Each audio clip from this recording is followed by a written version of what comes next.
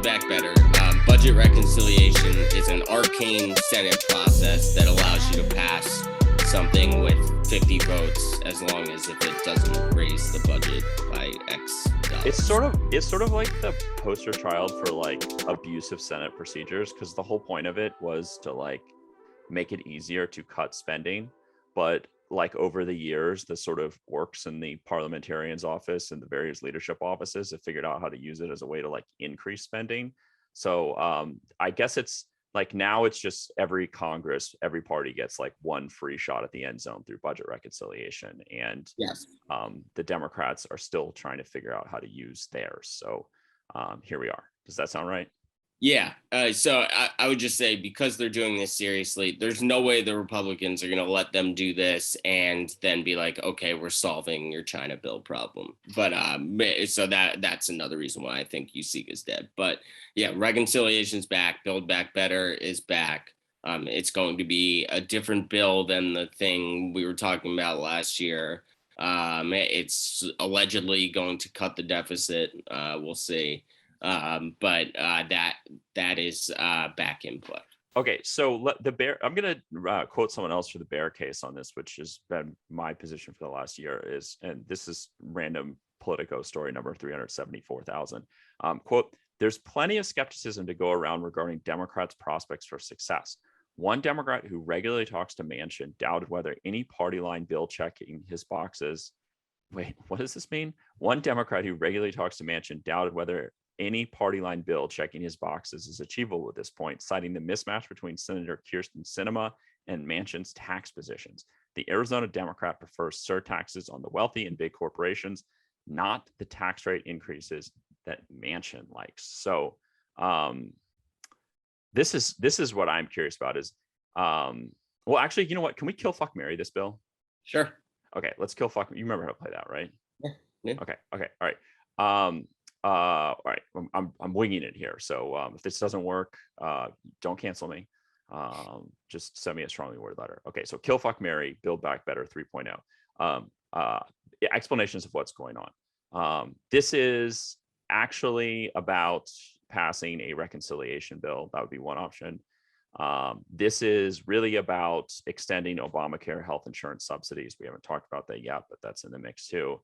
And then explanation number 3, this is about Joe Manchin jamming Kyrsten Sinema. Basically, he's tired of being the bad guy, so he's going to propose a bill that he knows she'll kill. What do you think the big story here is? Yeah, I think you got it with the Obamacare subsidies. So right before the election, everyone on Obamacare, their premiums are about to go up like a lot. And if you're the Democrats or the party of healthcare, you really, really, really don't want that to happen, or else you're looking at like losing like maybe losing like Colorado Senate or something like that. So I think that is the biggest factor involved with reconciliation. So I would marry that one. Yeah. Would you kill that this is like really Joe Manchin trying to put Kyrsten Sinema on the hot seat, or are you married to the idea that like the Senate really is going to pass a big spending bill? Yeah, I would kill the Sinema thing, just because I think Manchin just kind of, I would doubt he's thinking about her. I think he is just gonna agree to what he believes in and get this out of the way. And I would jump in. That's very out of character for her to agree with what someone wants. Yeah, no, this is a massive problem for the bill itself. I don't think jamming Sinema will work. So whatever roundabout funding thing that they're going to come up with is going to be like the most like inside Washington like crap like that we've ever seen, if they can achieve that at all. They might not be, but it might not be solvable. But I mean, that's just like, that feels like exactly the bullshit that gets Kyrsten Sinema fired up, is like, like whether she feels this way or not. You just get the idea that when she wakes up in the morning and looks in the mirror, she sees John McCain, but like cooler with gay marriage and like, you know, with a better sense of fashion or something like that, kind of Arizona mavericky type thing. And it seems weird to me that she would like, you know, just suddenly like fold on this, you know, because yeah. Yeah, I agree with you. I think when Kirsten Sinema wakes up, she like tells herself, I mean, it was somewhat correctly, that she's responsible for almost everything major passing during this Congress, including the gun control bill, by the way. She would probably give herself full credit for that. Right. So yeah, she is not the type to fold here. So then it becomes whether, like, I don't think Manchin disagrees with the weird corporate minimum tax thing that she wants or anything, but it becomes whether, like, if you're gonna reduce the deficit, then like that stuff's gonna have to be like either there's gonna be nothing in this, which isn't true, or that stuff's gonna have to be raising like double the revenue that the spending of the bill is. So like that can't really be fake. The easiest way to do that is just raise tax rates. If you're not doing that, then I like, again, this isn't like my specialty, but like there has to be something real. Like it can't just be fake calculus crap. So okay, so I like to take the Jeff Bezos approach to this stuff, which is like, you know, leadership principle number one, which is like be obsessed with the customer.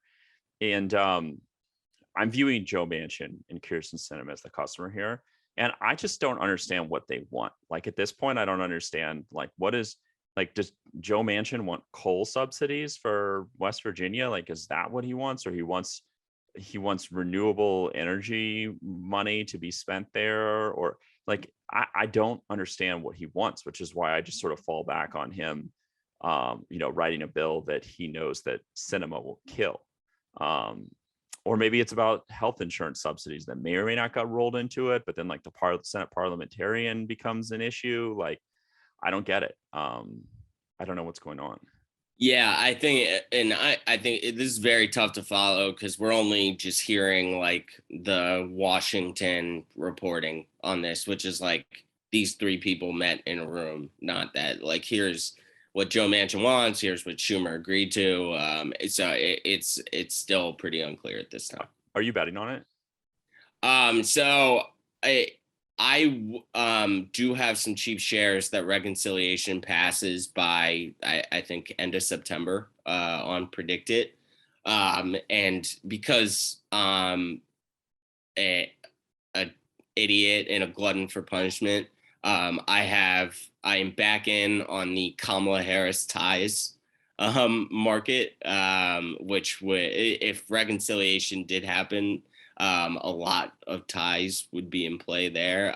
So I have some very cheap shares on the 20 or more bracket there. You know what's funny about this?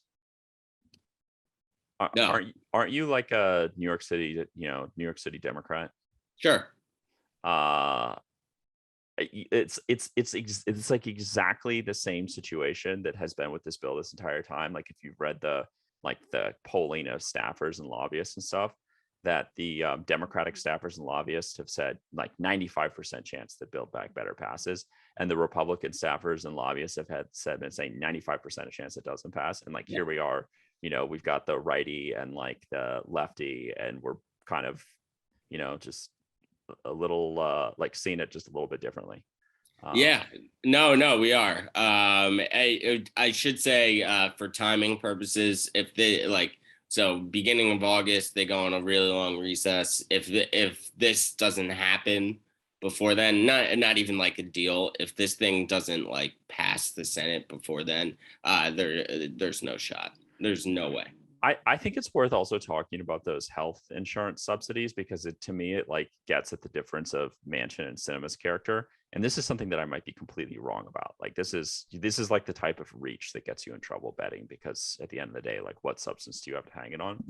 Like to me, Joe Manchin is just like a classic old school, old school, sort of Southern, sort of blue collar Politico, where like he probably sees an opportunity to just take money to subsidize, health insurance for people in West Virginia who tend to be poor.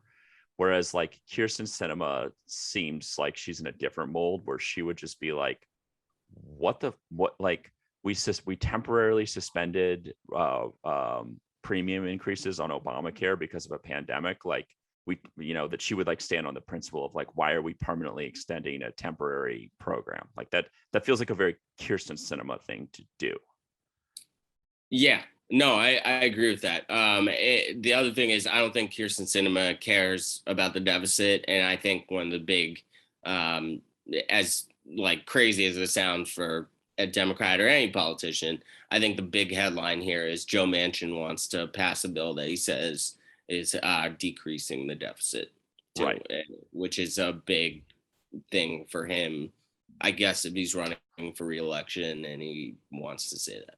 Well, then maybe you just found it. Like, I said I was struggling to figure out what everyone wanted out of this, and maybe that's what Joe Manchin wants. Is he wants, those clippings for his, attempt to run for re-election in a Trump plus 39 state. Right. It'll be interesting. I mean, it's so like what he wants is so uniquely crafted to appeal to no one. I mean, he wants a reconciliation bill that basically like raises taxes without, letting government spend money. So like, what the hell does a Democrat want with that? And, he wants to raise taxes, which is going to get 0 Republican votes. So, he's figured out a way to be the least popular person at the dance and use that to his advantage, it seems. Yeah, but the Pod Save America Democrat establishment types, if we get to a point where they're voting on this bill, they will cheer this on every step of the way, despite no one liking this. You'll get a lot of like, well, they finally got something done, and just like, this is why we need to keep Democrats in charge or something. Boy, what a bunch of idiots, by the way. Like, we could sit here and talk about how idiotic the Biden White House has been about a lot of things, but arguably their biggest mistake, I think, is that they got $4 trillion of money from Congress to do basically whatever they want with. And instead of like making a big deal about that and taking credit, they've just been asking for more money that Congress doesn't want to give them. I mean, it's like they turned a huge win into like 2 losses. It's mind-boggling to me. Yeah, no, it is. It is. They keep saying like, no, we can't pay for stuff with this leftover money we had. It doesn't make any sense at all. Just complete incompetence. Biden approval is tanking, which it should, and red wave is coming, folks.